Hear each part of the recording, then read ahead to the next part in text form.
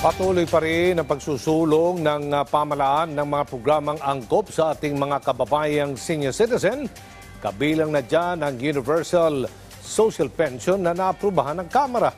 Yan ang ulat ni Mela Lesmoras.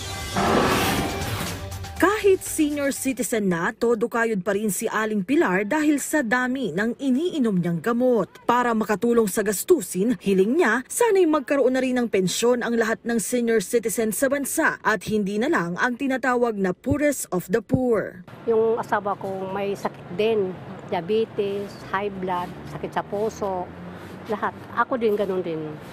Kaya kailangan namin magkaroon ng pagkakitaan at saka sana magkaroon ng pensyon kami kasi kahirap din ang pambiling gamot, wala. Mas malapit na sa katotohanan ang hiling ni Aling Pilar dahil sa Kamara, aprobado na sa ikatlo at huling pagbasa ang House Bill No. 10423 o panukalang paghatid ng Universal Social Pension sa lahat ng senior citizen sa bansa. Sa ilalim nito, mananatili pa rin ang 1,000 pisong buwanang pensyon na natatanggap ng indigent senior citizens pero mabibigyan na rin ang iba pang seniors sa bansa ng nasa 500 pesos monthly stipend naman at maaari pa itong tumaas. Ayon kay United Senior Citizens Party List Representative Milagros Aquino Magsaysay, isa itong tagumpay para sa mga senior citizen. Malaking tulong din, maski 500 lang, makakatulong na rin. 500 muna sa mga hindi nagre-receive. Pero yung 4 million, 1,000 na kasi batas na yun eh.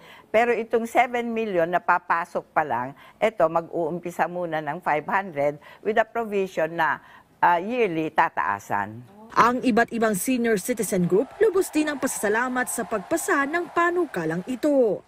Ito ay tagumpay hindi lang ni Congresswoman Milagros Aquino Magsaysay, hindi lang ang mga senior citizens, kundi ito ay tagumpay ng mga kabataan ngayon na darating ang panahon sila ay magiging senior citizen.